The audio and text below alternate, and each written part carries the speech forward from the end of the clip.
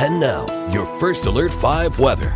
So let's talk a little bit more about this heat, everyone. If you've stepped outside for even a minute or two ever since the lunch hour, even mid-morning, it's been hot. Heat records are going to be either tied up or in some cases broken. Colorado Springs, for instance, we're forecasting 93.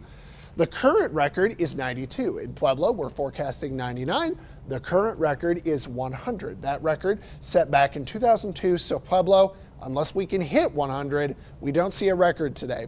There's no heat risk, which I know that seems a little odd, but it's because we still have these very cool overnight temperatures. This is a great reminder and an unfortunate reminder. Within 30 minutes, a car on a 90-degree day can heat to over 120 degrees.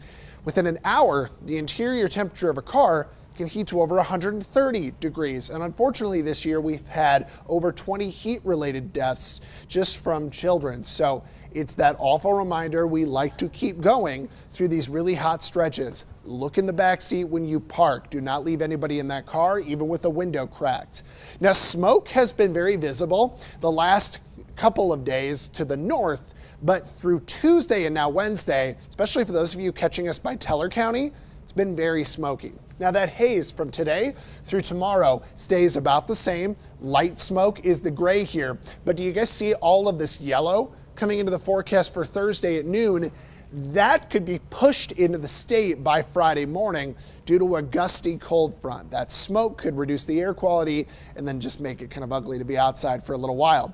The other thing we usually see is Hurricane K. It's out of the Pacific. It's riding up the Baja Peninsula. Sometimes you will feed moisture from these systems, or at least clouds, into Colorado, but that's not the case here. The current path of the hurricane kind of skirts the west coast, which is great for Southern California rain with the heat they've been baked in and how dry things have been. But I don't really think Colorado absorbs much, if any, of that moisture. So we're going to be kind of dry for the next 7 days. Only a few rain chances coming forward here.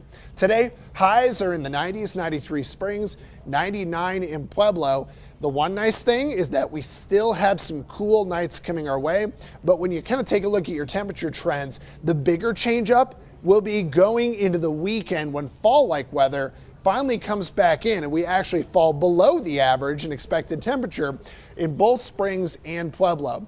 Your 7-day forecast, here's what we're thinking. High of 76 on Friday. It'll be breezy. It'll be a cooler day with maybe a few storms over the mountains in the Palmer Divide, followed by what could be drizzle on Saturday with a high of 62. In Pueblo, we are going to see that temperature sit next to 100 today and tomorrow, followed by 80s Friday, 70s on Saturday, and drizzle. Drizzle is forecast for Saturday morning. Canyon City, hot, dry, and hazy over the next couple of days. Friday's cool, breezy, gusty with highs in the 80s before 70s on Saturday and some solar showers. Woodland Park, we are going to see some storm chances there on Friday with smoke. What could be a little bit more moderate the next 2 days, some of that smoke before showers on Saturday with a high of 61. And next week we'll bounce back to the 70s and be dry.